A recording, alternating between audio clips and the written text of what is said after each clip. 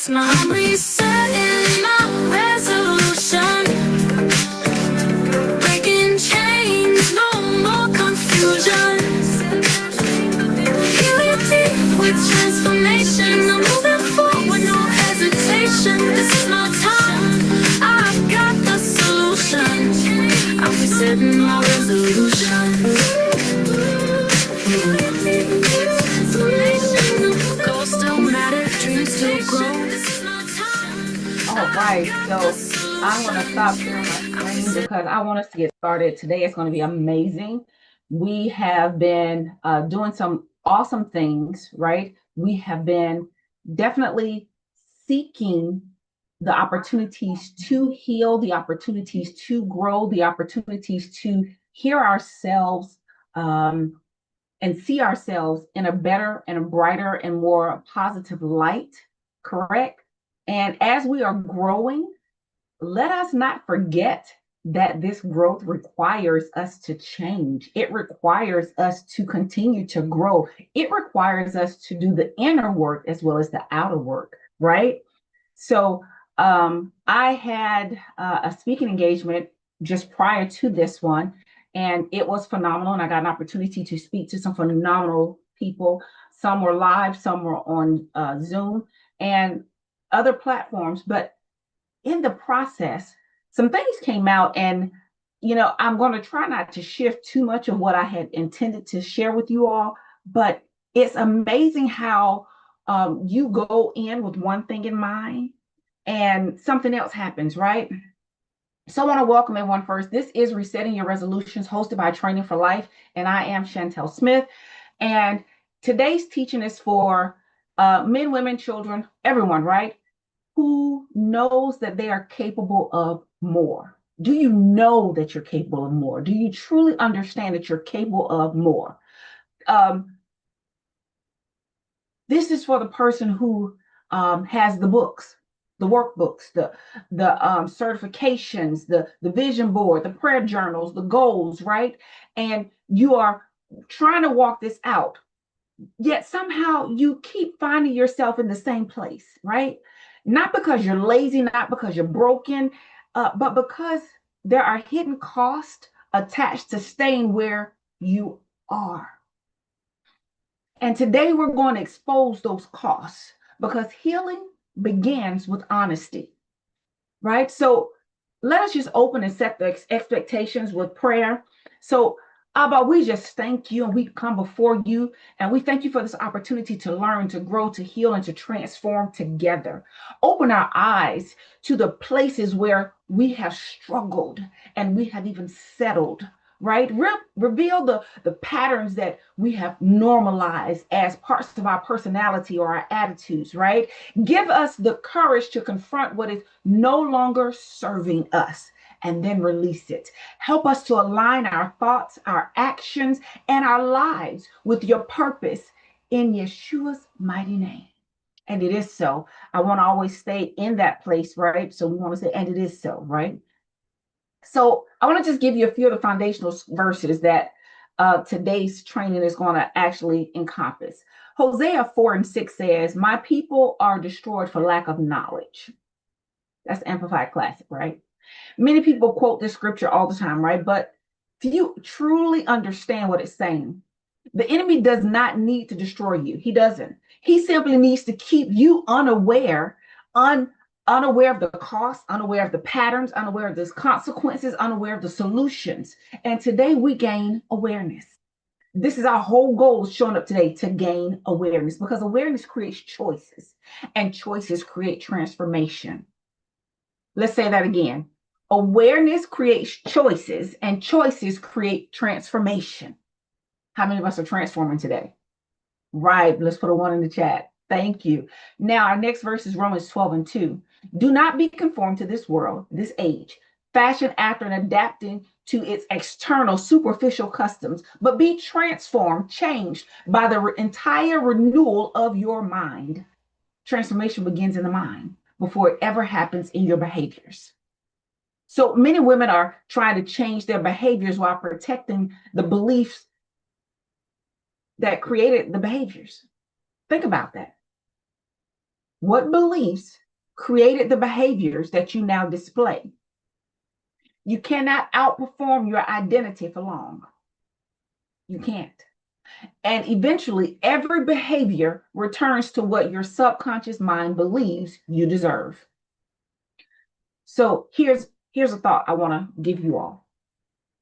A renewed life requires a renewed mind, not just new goals, not just new information, a renewed way of seeing yourself.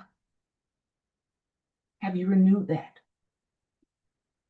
Proverbs 23:7 says this, for as a man thinketh in his heart, so is he.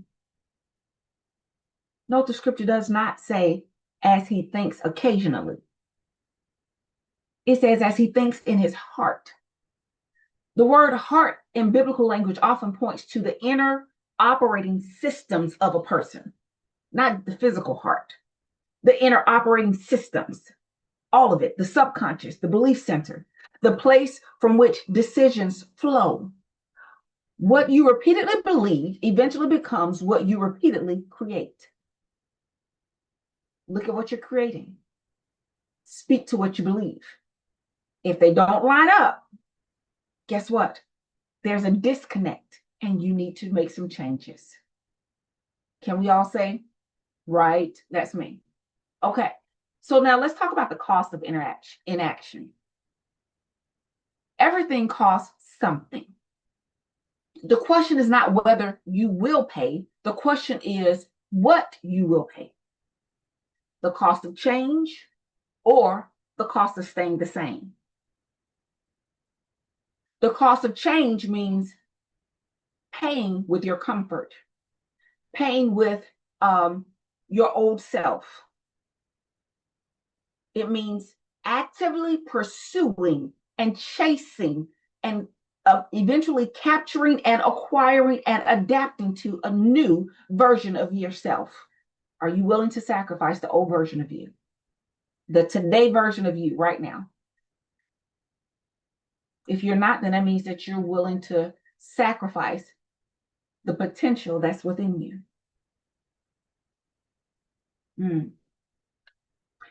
Let's talk about the hidden identity problems that we have. Many men and women believe that they have an action problem, right? In reality, they have an identity problem. You cannot consistently act against who you believe you are. If you believe that I always quit, then guess what? You will eventually quit. If you believe I never follow through, guess what? You will eventually stop following through. If you believe I don't deserve success, guess what? You will sabotage every opportunity. The problem is not behavior. The behavior is revealing the identity. The identity is the problem. In order to change the identity, you need to address those hidden patterns and the shadow self. So one of our greatest pioneers, Carl Jung, he said this: every human being has what is called the shadow. The shadow contains the parts of ourselves that we do not want to see. Our fears, our insecurities, our wounds, our anger, our grief, our rejection, the parts we hide from others. Sometimes the parts we hide from ourselves. Right? Now, he was famously known for his observation. Until we make the subconscious or the unconscious conscious, it will direct our lives and we will call it fate. That aligns closely with Hosea 4:6, right? Think about it. We've called it bad luck, bad timing, bad relationships, bad opportunities, but often what they are experiencing is an unconscious pattern repeating itself over and over and over again. And that unconscious action repeating itself in our lives, unconscious thinking, patterns, all of it repeating itself in our lives, we begin to believe that's who we are. That's what we're worth. That's all we can do. It's not true, and it can change. So what remains unhealed remains in control. What remains hidden remains influential. What remains unconscious remains powerful. Did you catch that? So many of us tell ourselves, I'll start next month. I'll deal with this later. I'll get serious when things calm down. The body keeps score. Stress compounds, inflammation compounds, hormonal dysregulation compounds, sleep deprivation compounds, right? And research consistently demonstrates that chronic stress elevates cortisol levels in the body, contributes to systematic inflammation, disrupt blood sugar regulations, and negatively impacts cardiovascular health. So are you sure you want to wait? Are you sure you want to delay things? Because the body was designed for recovery, not constant survival. Your body keeps receipts. Every ignored symptom, every skipped meal, every sleepless night, every moment of unmanaged stress, it compounds and your body remembers. It keeps the score. Let's talk about the financial consequences just briefly. Emotionally exhausted people make expensive decisions. Stress spending, impulse purchases, failure to negotiate, failure to launch businesses, failure to market services, failure to charge appropriately for their services, right? Failure to invest in themselves as well as their businesses or the thing that they said that they were doing, right? The biggest symptom, I jokingly say, of menopause might not be the hot flashes, might not be the night sweats, the mood swings, the weight gain, might be the financial decisions being made from exhaustion. When the brain remains in survival mode, long-term planning becomes difficult.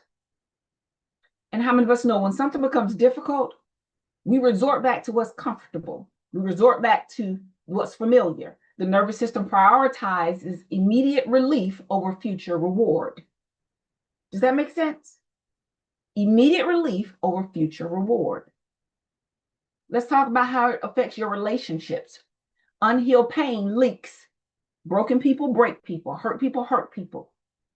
So it leaks into your marriages. It leaks into your friendships. It leaks into the way you parent your children. It leaks into your leadership. It leaks into your business. It leaks into your ministry. You see where I'm going with this? People who have not healed often expect others to manage emotions they have never learned to regulate themselves. Unrealistic expectations. Let's talk about spiritual consequences. James 1 verse 22 says, be doers of the word and not hearers only. Knowledge without application creates frustration. Many people are praying for change while protecting the very patterns preventing the change. So let's talk about why smart people get stuck and they stay stuck. Let's tell the truth here. Smart people stay stuck too. Doesn't matter how many degrees they have, degrees don't eliminate fear. Success does not eliminate fear. Intelligence does not eliminate fear. Fear of failure. What if I try and it doesn't work? This fear keeps people researching instead of acting, planning instead of implementing, learning instead of executing. Fear of success. What if it actually works? Success requires visibility, responsibility, growth, and many people unknowingly fear the very breakthrough they say they want. While we repeat what hurt us. Research in psychology literally says this, even demonstrates this actually, that human beings are drawn toward familiarity.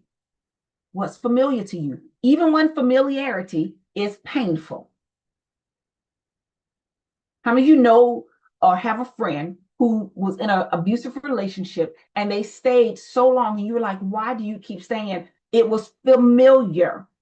It was comfortable.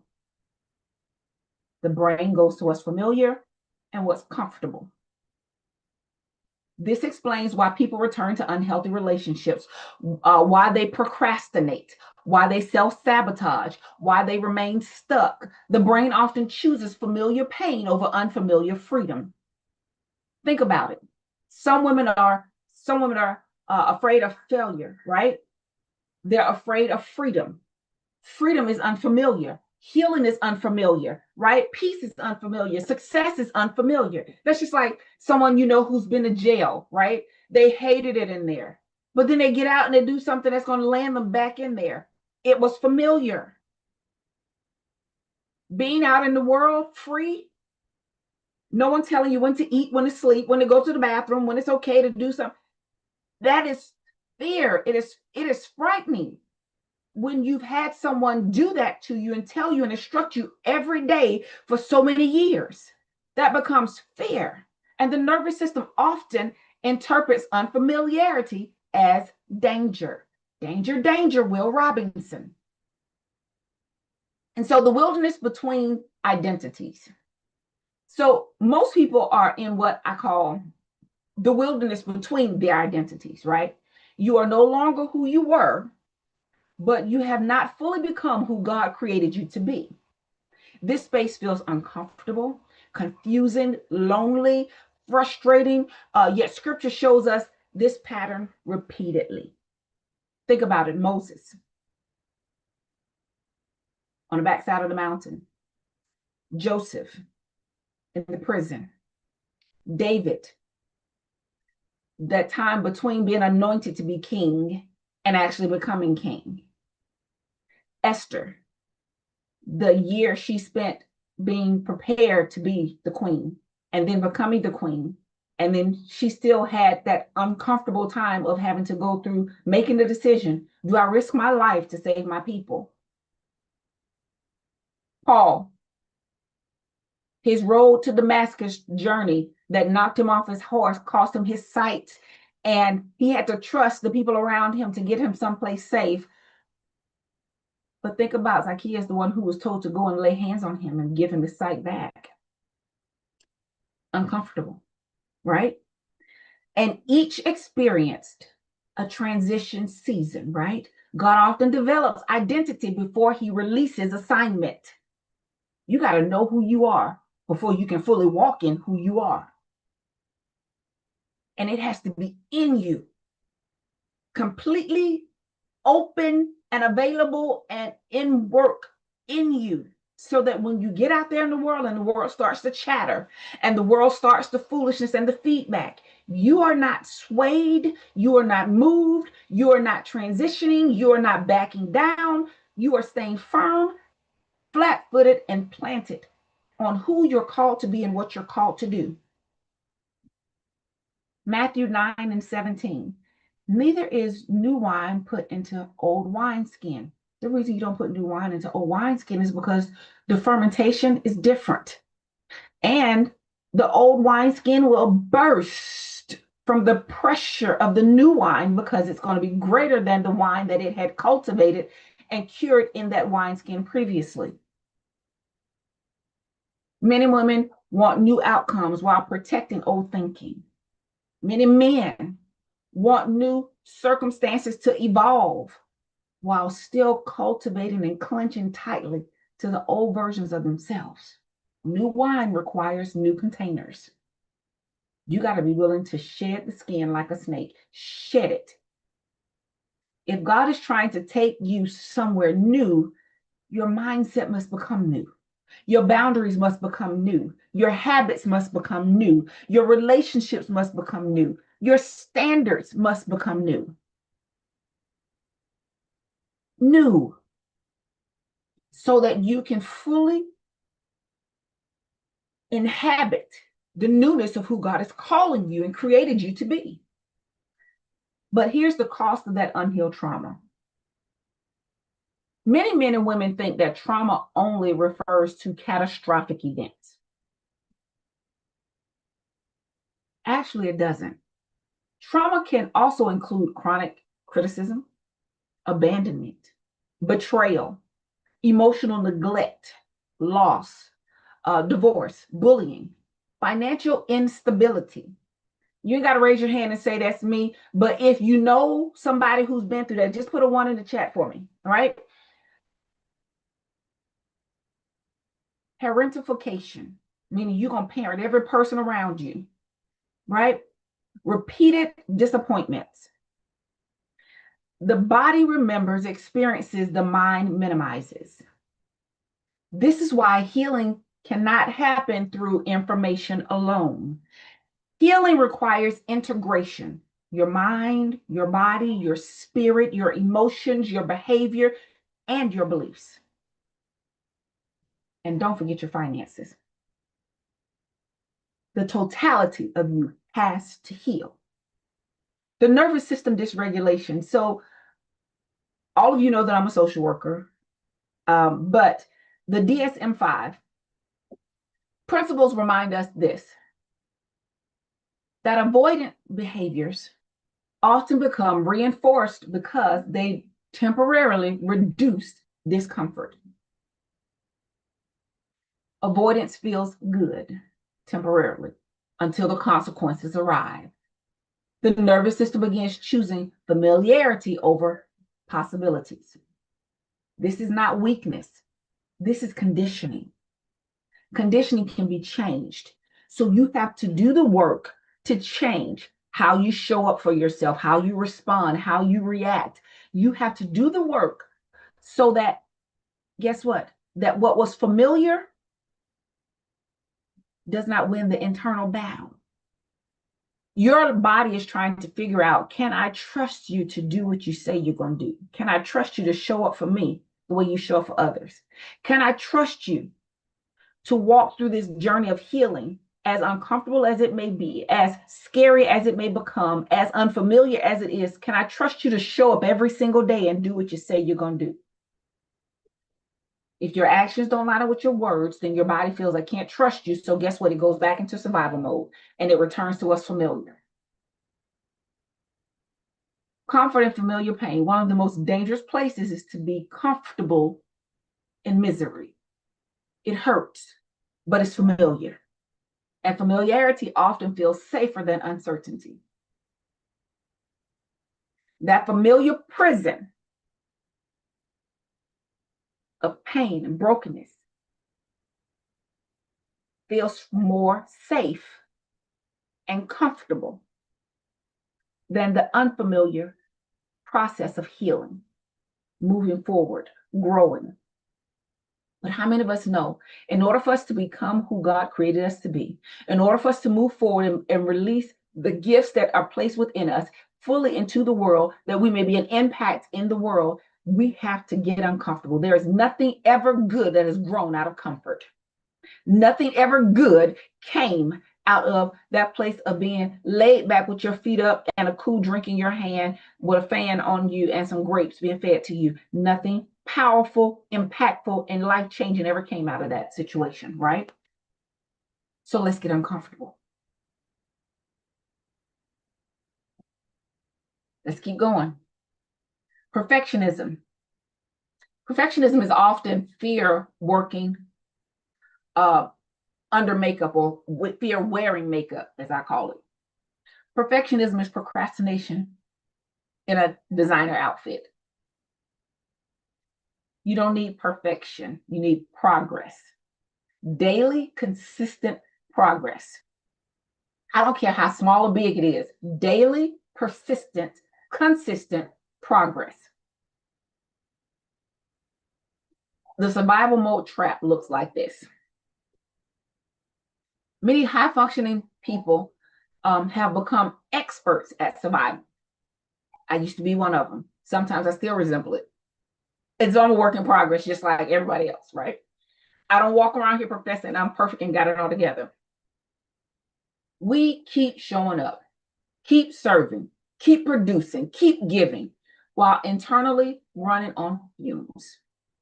Burnout often gets rewarded. People praise productivity, while ignoring exhaustion.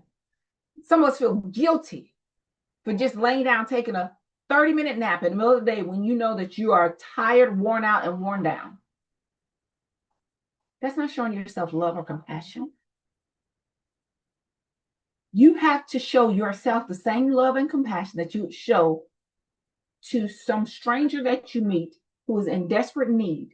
That same love and compassion. Show it to yourself first. So,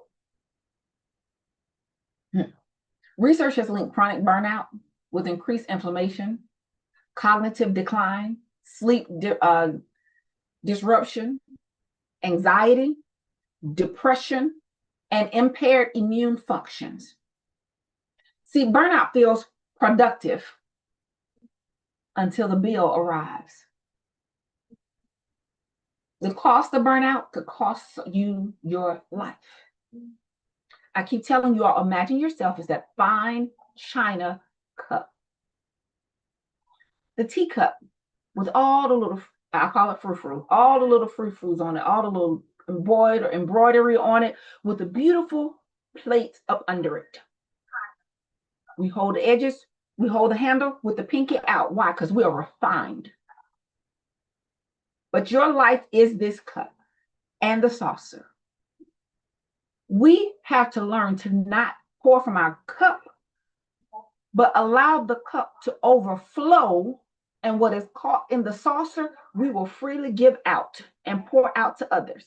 But when the cup stops overflowing, we return the saucer and we resort back into our secret place, because see, he who hides in the secret place of the Almighty shall abide under the shadow. So I need for you to understand that you have to get back into the secret place so that you can be refilled to the overflowing before you try to pour out anymore. Stop pouring from your cup, because then you'll be dry and everybody else around you is nice and well watered, and they forget about you because you forgot about you. When you don't prioritize you, others don't prioritize you. When you neglect you, you teach people how to treat you. They will neglect you. When you disregard you, you teach people to disregard you. Is that what you really want? Let's talk about the menopause connection here. So for many women, midlife becomes amplified, right? Hormonal shifts do not create every single problem. They don't. However, they reveal what was already there. Unresolved stress becomes louder. Sleep issues become louder. Anxiety becomes louder. Pushing down and suppressing what you're really feeling, thinking, becomes louder, and it starts fighting back. People often tell you, I don't feel like myself anymore. I feel like I'm in a bad episode of Invasion of the Body Snatchers. If you're old enough to know, you know. The truth is this: you may finally be noticing what your body has been telling you and trying to tell you for years, but now you have the ear to hear. The nervous system regulation matters as well. So when cortisol remains elevated, your sleep suffers, your energy suffers, your focus suffers, your mood suffers, decision-making suffers. Healing requires regulation, not just motivation. So holistic support strategies look like this. Always consult a healthcare professional. I tell people, I'm not saying that, they don't know anything. What I am saying is, in America, we have a sick care system. The rest of the world has a health care system. They seek to keep you healthy, get you healthy, and keep you healthy. But America has monetized health. So their main concern is not getting you well. The main concern is teaching you how to maintain so that they can keep making money off of you. So supportive herbs and nutrients often include needing magnesium glycinate to help relax the body and the nervous system, holy basil, ashwagandha, lemon balm, chamomile, ginger, turmeric, cinnamon, sage, flax seeds. All of these things help relax the body in different ways, help the body to start to de-stress, cortisol levels to lower, adrenaline levels to lower, and the body to feel more safe so that it can begin to slowly start to release what it's been holding on to. These may support stress responses, inflammation reduction, sleep quality, metabolic health, and overall well-being. The herbs of the earth and the leaves of the trees are for the healing of the body. So remember, herbs support healing. They do not replace healthy habits. You can expect some herbs to replace and heal what you consistently keep ignoring and rehearsing and repeating. Let's talk about breath work.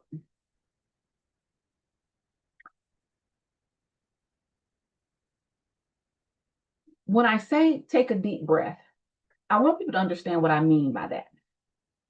You can go 7, 14 days. Some people have gone 30 days without food, right? Or more, and not necessarily die. You can go almost a week without water and not die, right? You'll be dehydrated, yeah, but you won't die per se. How long can you go without air? So when you think about that and put that in perspective, when you're breathing properly, you're actually sending signals to your body and your nervous system that I am safe.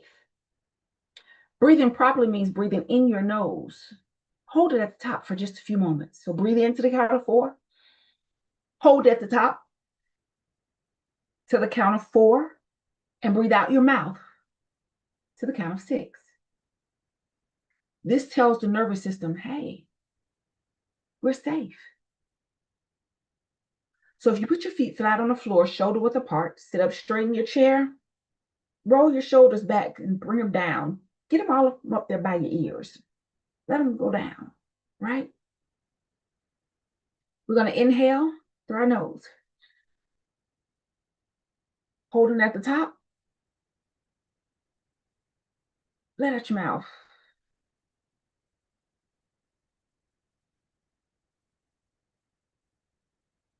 Inhale again. Hold it at the top. Exhale out your mouth.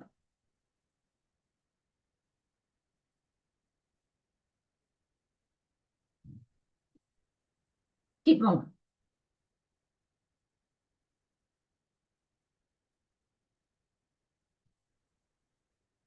Say, I am safe as you exhale.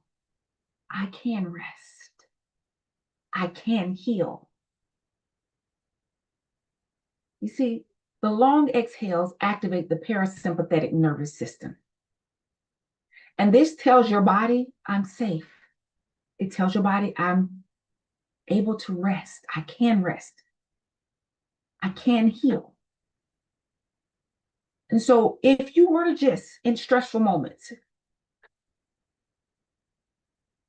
calm your mind, do a little breath work, and speak life to yourself. Wherever you're feeling the stress and the tension, do something to relieve it, whether it's rolling your shoulders, rolling your neck, whether it's doing hip circles, whether it's doing heart openers. Notice where you're feeling it, whether it's doing abdominal twists, so that you can release what's being held in that area, right? These movements are called somatic. Why? Because they can be medicinal to the body. They help you release the stored up emotions, the stored trauma, the stored issues and its symptoms in your body. You can gently rock your pelvis forward and back. And that will help release tension, especially in the lower back, the hips, and the legs, while you're doing some deep breath work. Notice where you feel the tension as you're doing it. And then ask yourself, what am I carrying that no longer belongs to me, or what no longer serves me?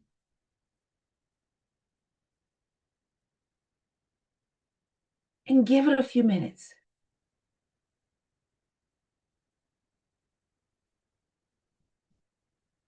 Give it a few minutes.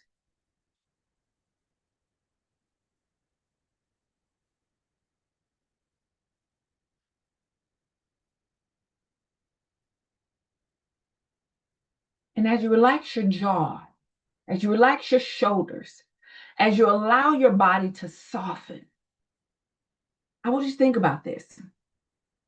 I call this the 4A reset framework, right? The first A is for awareness. You cannot change what you refuse to acknowledge. So, what patterns keep repeating in my life? Write it down. Don't try to think it out. Don't try to over rationalize it. Just write down the first few things that come to mind. The second A is alignment, right? Are your actions aligned with your goals? That means you have to first have your goals written out and know what the goals are. Be clear and concise on the goals. Meaning, put something like SMART goals in place so that you have a clear, concise, structured, right, goal.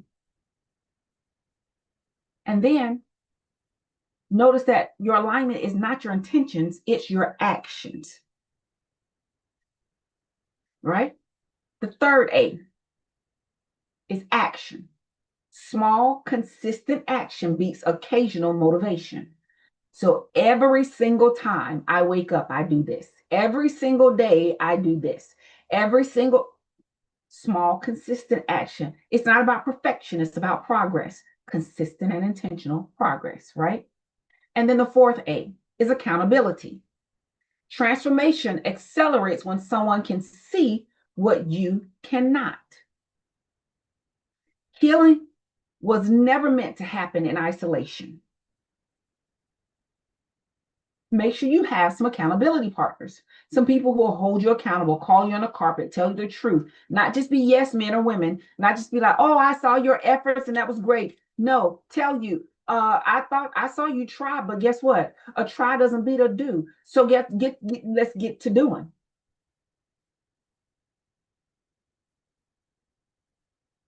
So here's the exercise I want you to do. Write this down. What's one area where I feel stuck in my life? Go ahead, I'll wait a second.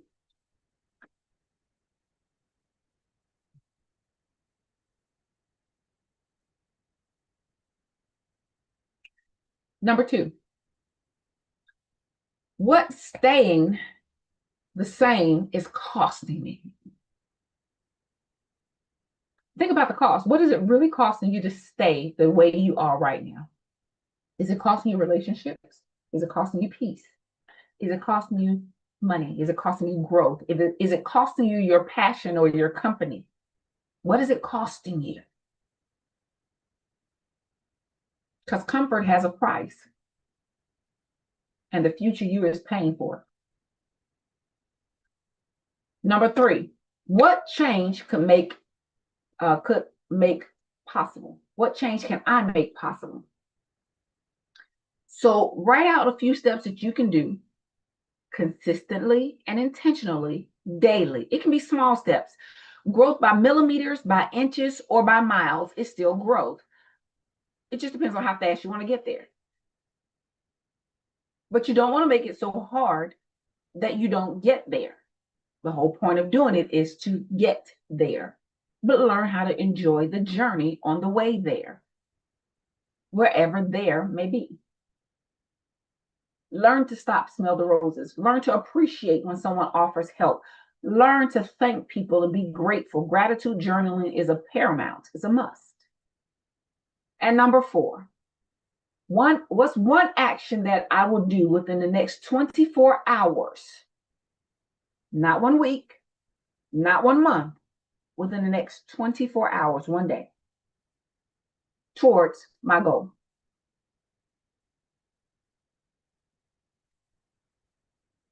See where we're going with this? See how this is all lining up and building on each other? So let's talk about, and I always try to tell people, we have so many different things that we, see, believe, hear, endure and go through and so forth. But the truth of the matter is this: Every single day, we make a conscious choice to be in the situation and circumstances that we're in, right? And if you believe in journaling, I'm going to give you just a few journal prompts for you to write down. And you just complete the statement, right? The version of me I am trying to become would no longer tolerate what? The version of me I am trying to become would no longer tolerate what? The version of me God is calling me to become would begin doing what?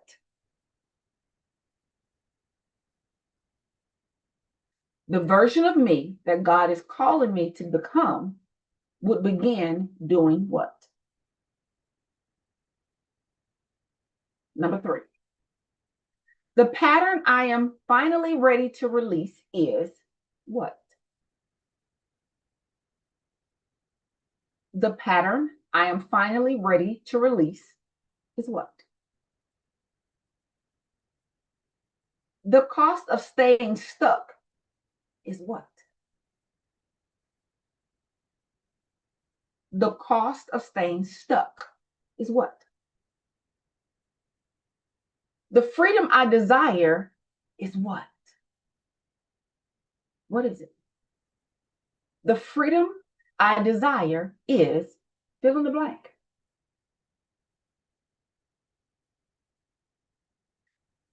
And so as you're writing these down, remember, use these prompts to sort of center you and help you to bring you back into connection with you. Because as we begin to do the inner work, this requires a diligent, intentional pursuit for healing, right? So let's try activation really quickly. I want you to place one hand over your heart and one hand on your abdomen, right? Feet flat on the floor. We're going to take a slow, deep breath in. Your stomach should go out, not your chest, going up. Hold it at the top. And we're going to breathe out slowly.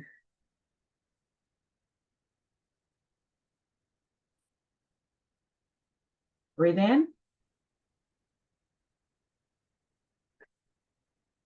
Hold it at the top. Breathe out slowly.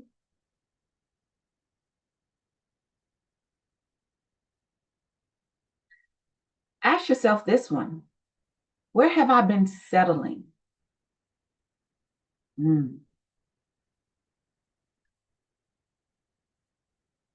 Where have I been settling?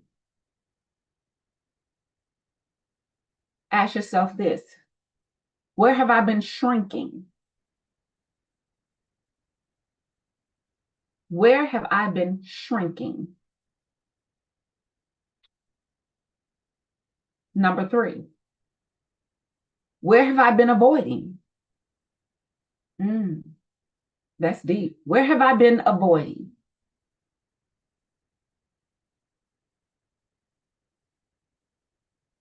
Number 4, where have I been pretending everything is fine?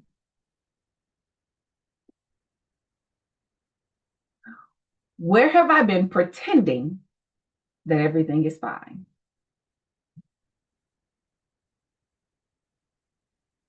And here's some things that you can ask yourself or just observe about yourself. Say this, say, Lord, what truth do you want me to see today about me?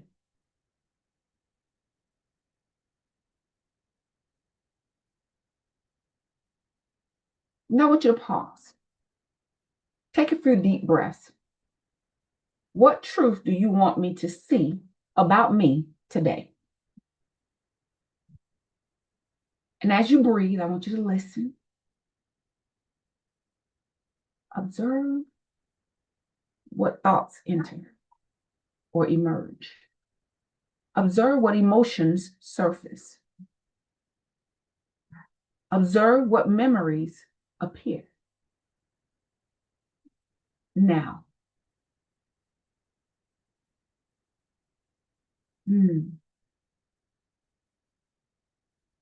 This is not judgment. This is simply to acknowledge them. Awareness is the beginning of healing. It's being completely in tune with self enough to hear what the body is trying to tell us. Because the body is always speaking, right? Mm. So let's talk about some affirmations. I release the comfort of familiar pain.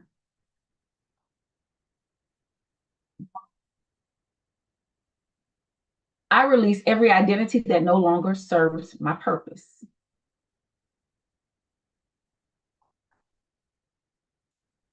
I am not defined by my past experiences.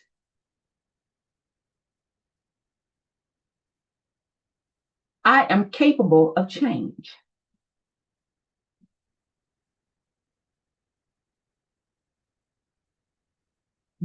My past does not determine my future.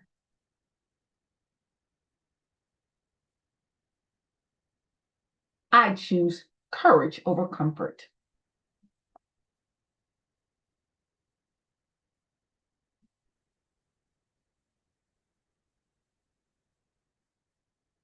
I am capable of growth and in transformation.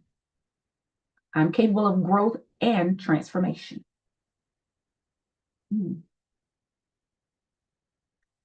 I choose healing over hiding.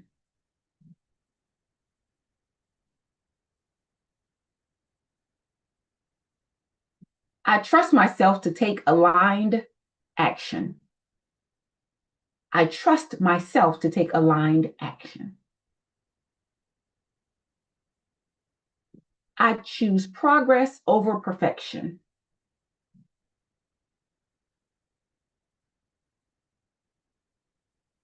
My nervous system can learn safety.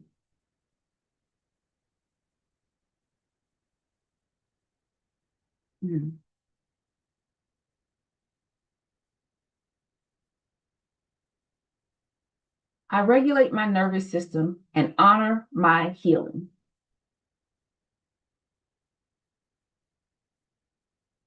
I am worthy of the life that I desire.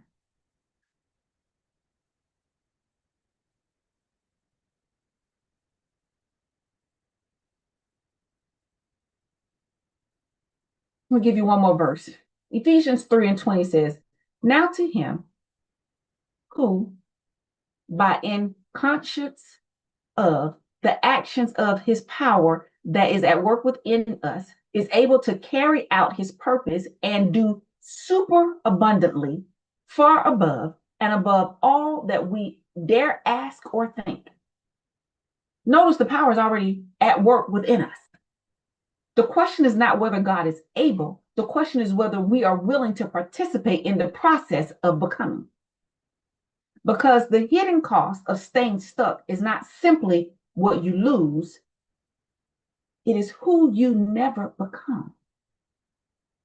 And that cost is far too expensive to pay.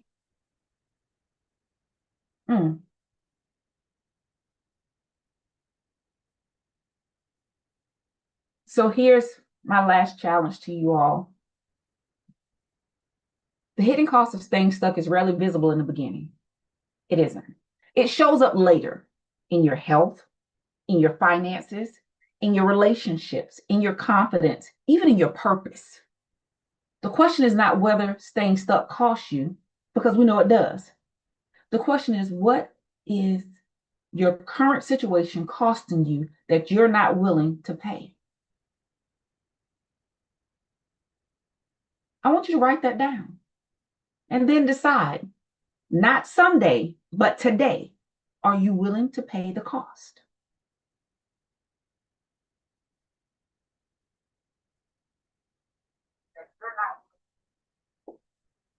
So here at Training for Life, we believe that healing is possible. Transformation is possible. Change is possible. But awareness without action changes nothing. And if today's teaching spoke to you, you're ready to stop surviving and start healing at the root, I invite you to connect with us.